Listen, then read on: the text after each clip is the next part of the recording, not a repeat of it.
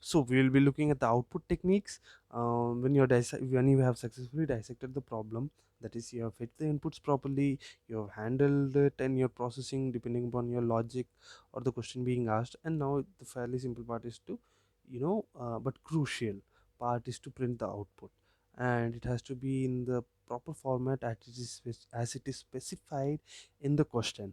So let's make a list, and I'll show you a neat trick, and a small fundamental basic again revision as well. So I have a string now that is separated by spaces. So if you can remember what we did in the input techniques, when you have a string of elements separated by spaces, what will we do?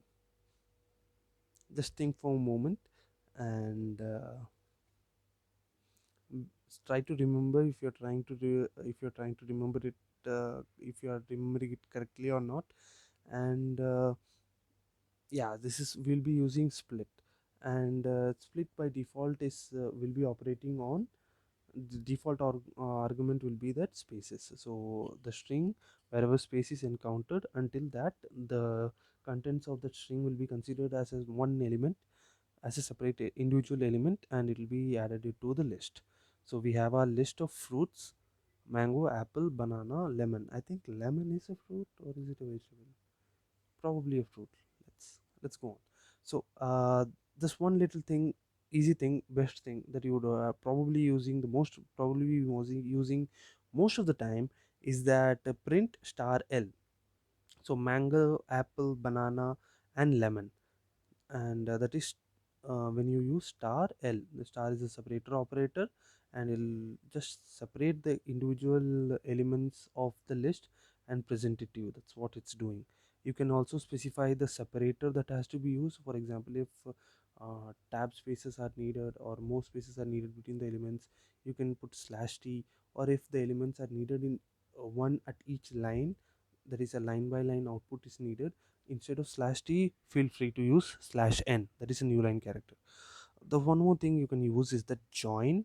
And as you can see, if in join takes an argument of the I triple, the list is being passed in, as an argument to the join, and we have quotes, that is an empty string is there.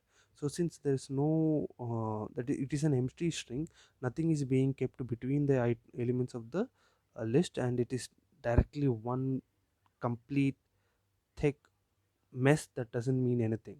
All right, sometimes you will try to use that when this will be useful when you are trying to deal with numbers, and you'll have to put the numbers together and print for certain questions. And you can also specify space within the quotes, and your questions will be properly your output will be properly spaced. Or instead of space, you can use specific characters if that is needed in a pattern or not. As you can see, we have used asterisk here. So what I observed from NQT questions or DCA questions is that most of the time these are the output methodologies that were helpful. Sometimes what will happen is that you would have to give a word output, that the number 10, the result is number 10, or the result is so and so. So we'll try to touch upon that as well. It's quite easy, 10 more seconds of your time, that's it. So we have two variables, x is equal to 10, y is equal to 15, and we'll try to use print. So instead of your general print, what you will do is, wherever you have to encounter, or wherever you have to put your variable or your number, you will just put a placeholder of curly braces. All right, so now you'll be using curly braces, and right after the quotes, don't put it outside the parenthesis, right after the quotes, dot format, and within the format use the variables. All the best of luck to you. Have a great time.